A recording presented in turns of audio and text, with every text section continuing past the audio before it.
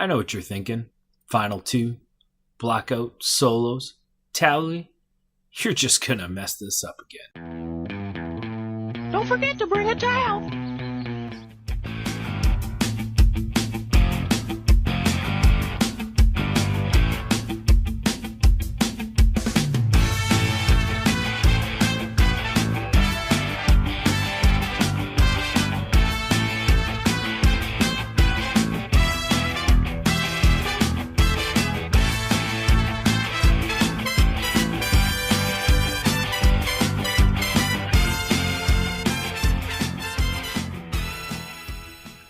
Hey guys, Towley006 here with the finale episode of Grinding to Victory, the series in which I analyze and interpret what I need to do to be better in Call of Duty Blackout.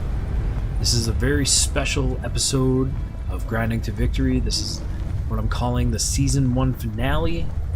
Am I going to get that win, that long-awaited solo win? Let's find out. So, if you've been following along with the episodes, you'll know that I did these last 4 episodes all in one night. I sat down, totally ignored all the game invites from my friends and just played solos all one night. This here, what you're watching now, is probably the 6th or 7th round of the night. This is actually the very next game from the one that you just watched last week, where I got the 6 kills in Rivertown. I was getting a lot of top 5s, so the games are running quite long, 20 minutes at a time. When you think about 6 or 7 matches, we're getting pretty close to 2 hours worth of gameplay in a single sitting. I was getting quite tired.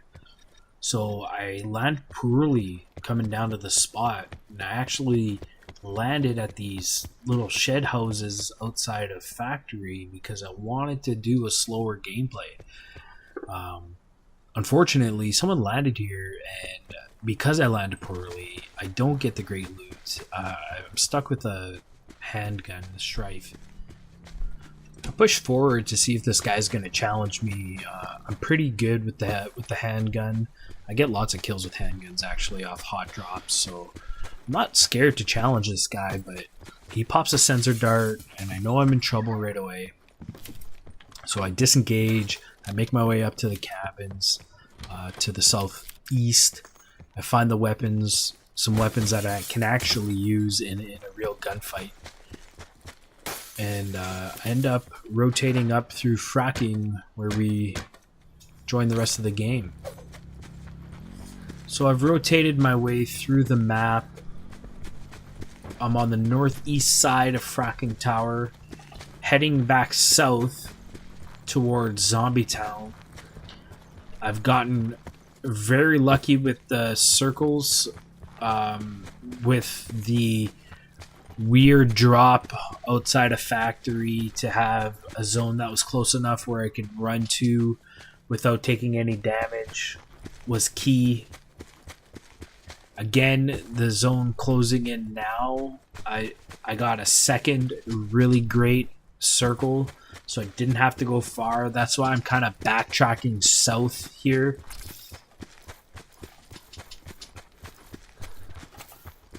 I caught a glimpse of that quad, and he was heading towards Zombie Town, so I wanted to kind of keep an eye on him. As I made my way over these fences, I could hear a couple footsteps. So I come back over and I try to spot. I don't see anything. I feel I'm open.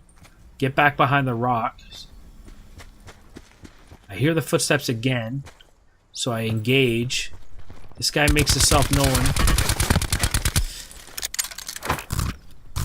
Good play with the grenade to push him out the side that I wanted to. He's only got 4 hit markers on me right now. I push with the Spitfire.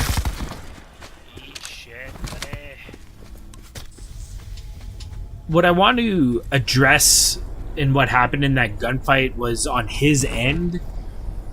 After I light him up and the grenade's thrown, he hides behind the tree to heal and repair armor. But the mistake he makes is he repairs his armor priority to healing himself. And I find that that's a mistake. The only reason I know that he did that is because I pick up his level 3 armor, I go to repair it, and it's already full up. So he went behind that tree, healed his armor, I pushed, and that's why I only took 2 more shots with the Spitfire to finish him off. So just be mindful of that. You know, your health HP is more important than your armor health. Because remember, the armor only dampens damage. You're still going to take HP health no matter what level of armor you have. So heal first, then repair. This guy had a paladin, so I pick it up. He didn't really have attachments for it, so I'm not feeling too confident with it. But here I'm just rotating back to the skinny side of the circle up towards Rivertown. I hear that quad fire back up. He's making his way towards me. I'm going to go for the highlight shot here. Probably needed to lead that a little bit more. A mistake I make here is this guy's engaging and I still have my sniper rifle out. But luckily I can use the tree as cover. Get the gun switched out, and I finish this guy off really quick. He was smart to get off the quad before I threw the cluster grenade. That's kind of been my move lately, is countering vehicles with cluster grenades. The only downside to that is that you take quite a lot of damage jumping off of vehicles like that, and once I get my KN-57 out, it's an easy kill. I don't even take any damage. Nice, clean, easy kill. And luckily he had some more attachments that I could put on this paladin. Let's see if we can get some snipes here.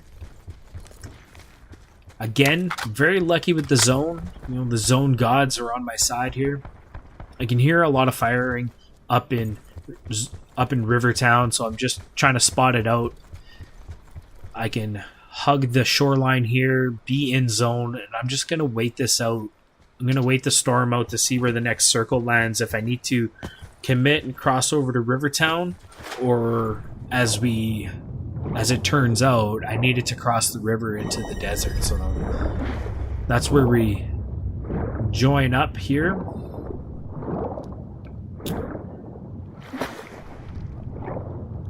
Crossing rivers is really scary. It's very noisy as you come up for air. It's hard to evade attacks if someone does see you down in the water. And you do take damage if you don't come up for air. So it's really a scary situation to be crossing rivers. I get up on the shoreline. This guy spots me, takes a couple shots. He's shooting mesh mines at me. I'm going to shoot a couple back. If you ever get a hit on a direct hit with a mesh mine, it instantly blows the guy up. It's actually kind of neat. It's hard to do though. But he was committed to throwing a grenade there, I believe, and I just hit every single one of my shots. It was really good gunfight there on my part. He wasn't escaping that. He only had level 1 armor as well. Again, I don't take any damage. I took a little bit of damage on the one hit, but we're healed up. Don't even want to waste armor plate healing up that little bit of armor damage. I'm going to rotate over to the east. I can still hear all those shots coming from Rivertown. I'm going to be mindful of that. I just want to make sure that the east is clear. Anybody coming down from Turbine or Asylum. I throw a smoke there. I didn't really want it in my inventory. I'm going to use it kind of as a distraction tactic. Kind of throw it over there, make my way up this hill, and see if anybody bites on it.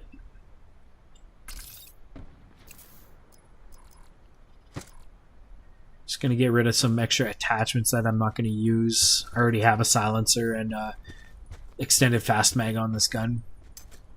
So I spot a couple guys. They're in the middle of a fight right now. They're fighting over the supply drop. Gonna put a shot into this guy's back. Armor hit. He hides behind the rock. That guy pushed him and gets the kill. You're welcome for the easy kill there, bud. So I know there's a guy over here. I'm just going to keep an eye on him. Being mindful again. There's some sniper shots back towards the north, towards Rivertown.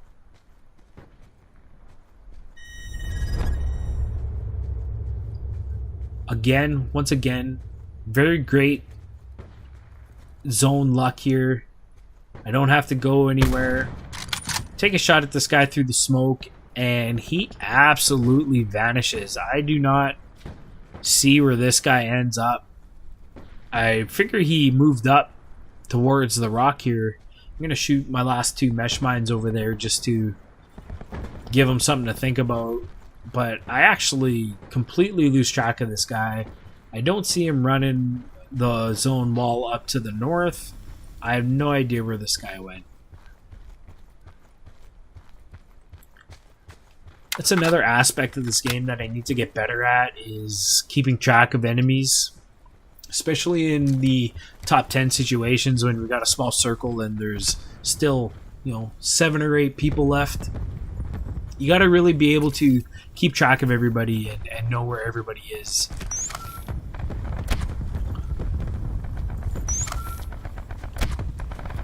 So there's lots of gunfighting going on. People are dropping. If I were to call a mistake on this end game, this late game play, was kind of going back to the previous episode, Know Your HUD. I totally lose track of how many people were left. Not only did I lose track of that guy as he dropped the smoke, but I lost track of how many people were left. As far as I know right now, there are still 8 people left in the game. As you see in the upper right, there's 5 left, including myself. You're going to hear a little bit of a gunfight here. One guy goes down, and then that guy who got the kill kills himself with a mesh mine. So we're down to the final 2. Again, I'm still thinking there's 5 or 6 people left, which probably works out to my advantage because I'm not feeling the pressure of being in a final 2 situation. I spot one guy from the gunfire. I'm going to take a shot at him. I miss. I'm going to come in for the push.